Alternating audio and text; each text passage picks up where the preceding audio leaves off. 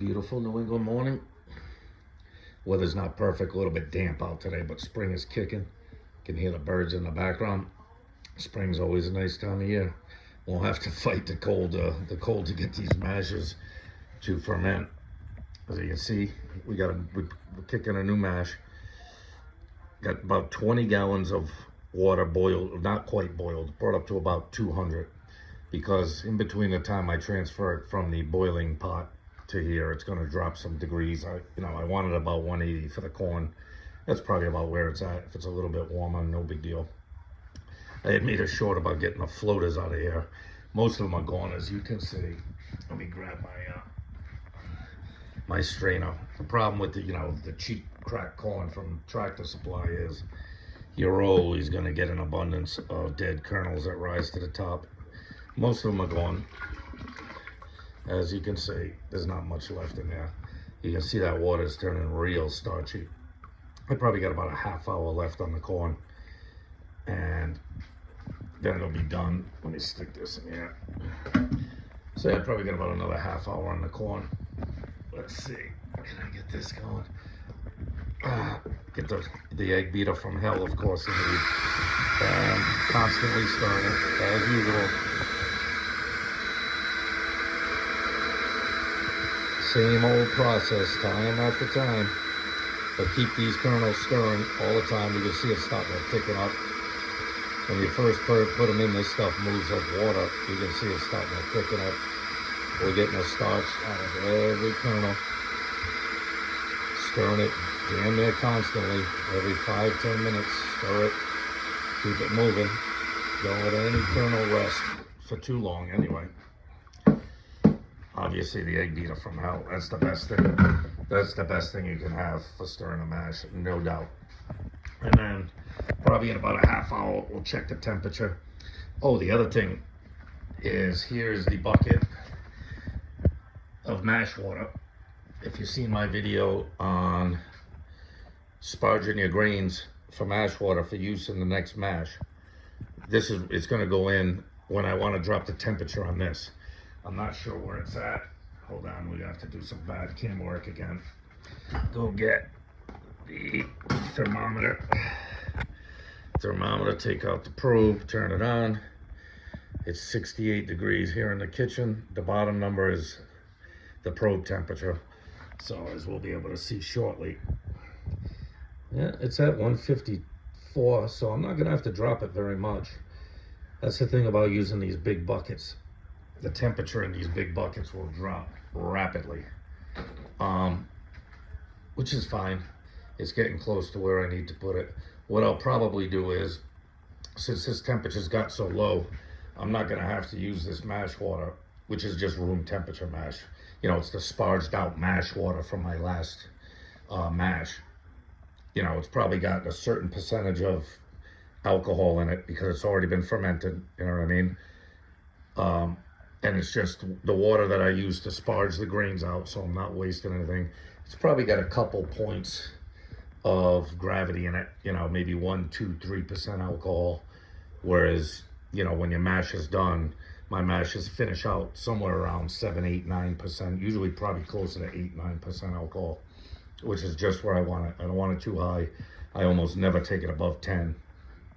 Sometimes when I'm doing a fruit shine, it'll wind up being that high because of all the sugar in the fruit, and you want to make sure you get a good solid ferment on it. So I'm probably not going to have to use it to cool this one. This is down towards 150 anyway. It's almost at pitching for the grains. As you can see, here's the malted barley. You can see what the barley looks like. You know what I mean? Got a very unique. I've got to get myself a new. I think I'm gonna get a triple roller mill for myself. I do all this stuff at the grain store, and they don't really have the best roller mill. It's very slow, very old. I'm gonna have to get my own so that I get these grains ground up a tad bit, but this works. It's mostly separated.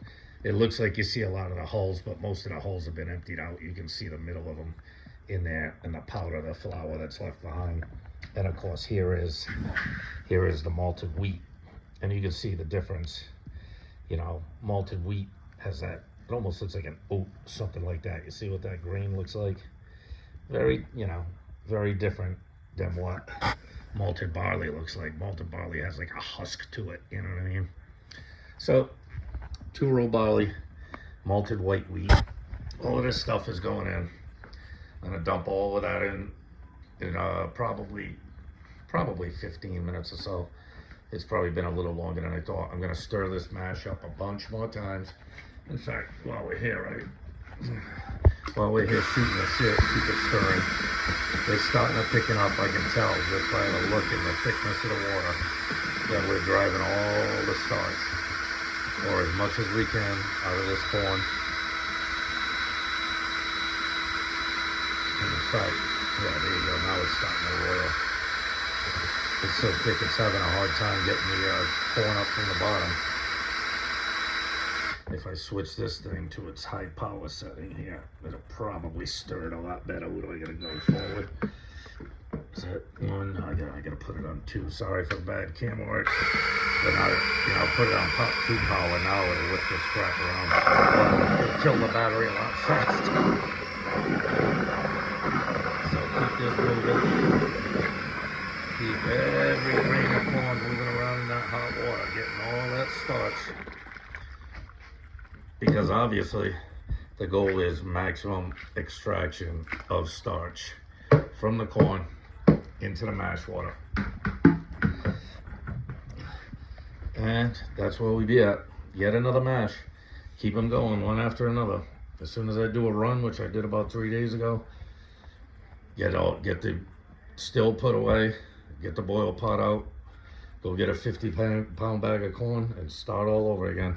This is my last bucket of malted barley, so I'm gonna dump all that and I'm gonna have to go get another 55-pound bag of that. I've got another full bucket of malted wheat. I've been starting to use slightly less wheat than normal. I used to do 50-50. But to tell you the truth, it's usually sweet enough. I don't really need the added sweetness of the wheat. And the wheat's slightly more expensive than the barley. So lately I've been using a little bit less wheat instead of, I used to go 50% barley, 50% wheat, and 50% corn, or, actually it wound up being 25% barley, 25% wheat, and 50% corn. But now I've started cutting it back. I'm only using about half as much wheat as I used to use. And that's fine. It all depends on what you like. That's still a considerable amount of wheat for a wheated bourbon style mash, that's for sure. Most people, unless you're doing a straight up wheated, whiskey, you're probably not going to use much more than that anyway. So, but there's plenty of barley to make the conversion. I don't even know how many pounds there is in here, but if I had to guess, I don't know, 25 pounds, something like that. 25 pounds of malted barley, probably about 12 or 10 of malted wheat. So considerable amount of malted grains. They'll go in 15 minutes or so once I feel like I've gotten a lot of starch out of that. And away we'll go. Hopefully by the end of the day, we'll have some yeast pitched. All right, you guys, here's the mashing. Endless amounts of mashing. You guys take care of yourself. I'll see you soon enough.